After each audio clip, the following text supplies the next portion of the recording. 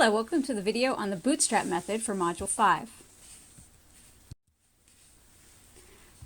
So far, we've looked at how we can make confidence intervals, and we saw that a 95% confidence interval for a parameter can be found by taking the point estimate plus or minus 2 times the standard error. The point estimate is the statistic that we calculate from our original sample. And the question is now, how can we find the standard error? The Bootstrap method is going to answer this question for us. The Bootstrap method is used to estimate the standard error of the original sample statistic based on the data in just one sample, so our original sample from the population. And this is how we do it. We are going to take a sample of the same sample size as the original sample. We're going to sample the data values that are contained in the original sample. But each time we select a data value, we're going to replace it before the next one is selected. So we're going to sample with replacement. After we've selected our Bootstrap sample, we calculate a Bootstrap statistic, and then we repeat this process and create a distribution of many Bootstrap statistics. The standard error is the standard deviation of the Bootstrap distribution.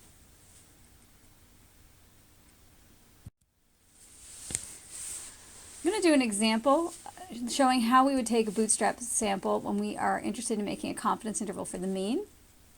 Suppose we want to estimate the average number of puppies in a litter of Bernese Mountain Dogs.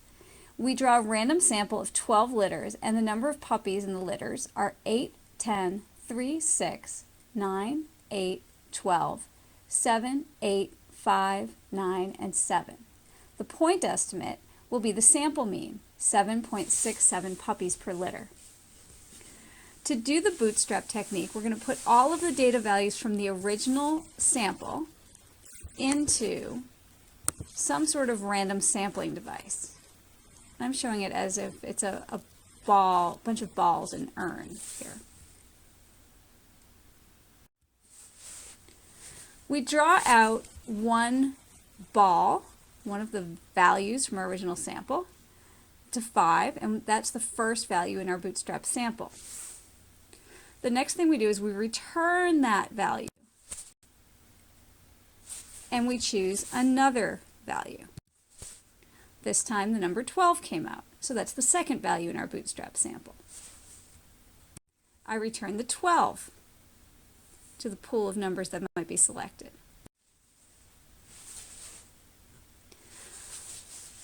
My third value, I select a 5 again, and this can happen because when I sample with replacement, some of the data values may end up appearing more than once in the Bootstrap sample, and other values may not end up showing up at all in the Bootstrap sample.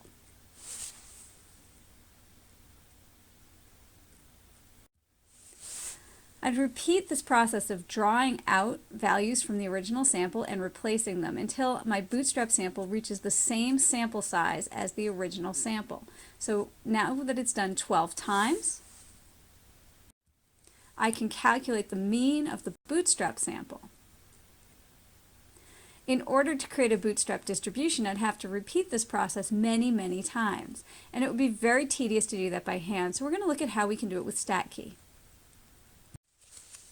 To use the Bootstrap technique in order to find the standard error, I'm going to come to StatKey, and from the main page under the Bootstrap confidence interval section, I select the appropriate parameter that I'm trying to estimate. Here I'm making a confidence interval for a mean, so I'm going to click on that.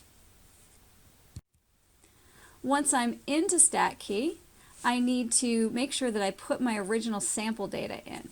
Now you can see that as you start in StatKey, there's always going to be data preloaded in here, but this isn't the data from my sample of 12 puppy litters. So to get my data in, I need to enter it in. I can either edit data and paste the values in or type them in, or I could upload the data if it's in a file. And these work the same way as they have in the other StatKey applets that we've worked with.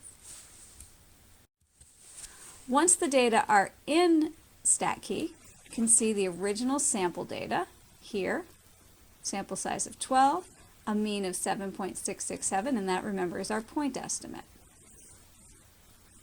In order to generate the Bootstrap distribution, we can do 1,000 samples very quickly by clicking on the Generate 1,000 Samples button. And once we do that, it generates a Bootstrap distribution. So this distribution is showing us a distribution of Bootstrap statistics. So each dot in this plot is the mean from one Bootstrap sample, and the standard error of this plot is the standard error that I'm going to use to make my confidence interval.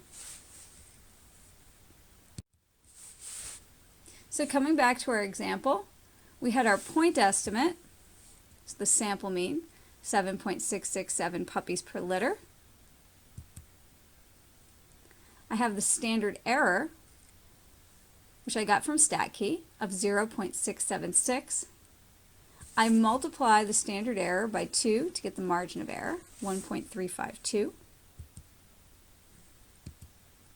Then I make my confidence interval by taking my point estimate, 7.667, plus or minus my margin of error, 1.352, which gives me a confidence interval that goes from 6.315 up to 9.019. And I can interpret this by saying that I'm 95% confident that the mean number of puppies in a litter of Bernese Mountain Dogs is somewhere between 6.315 and 9.019 puppies.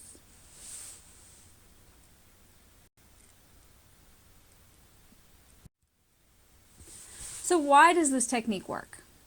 Since we took a random sample of the population, it should be representative of the population of all litters of Bernese Mountain Dog puppies. What this means is that basically the population should look like many, many copies of the random sample. And sampling from the original sample with replacement is equivalent to sampling from many, many copies of the original sample.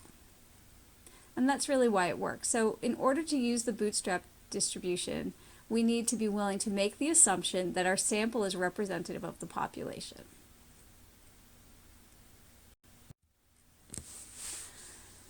So we want to make confidence intervals. The point estimate will come from our original sample. The standard error is going to be found using the Bootstrap method. We showed how this could be done for a confidence interval for a mean in this video, but you could also do this for a confidence interval for other parameters, for instance, a population proportion that you wanted to estimate. And in fact, in one of the activities in this section, you will be making a confidence interval for a proportion. So the next things to do are to complete the module activities and ask questions as you need to. Then review the solutions and ask more questions. And once you feel confident with the material, complete the Module 5 quiz. Thanks. Have a good day.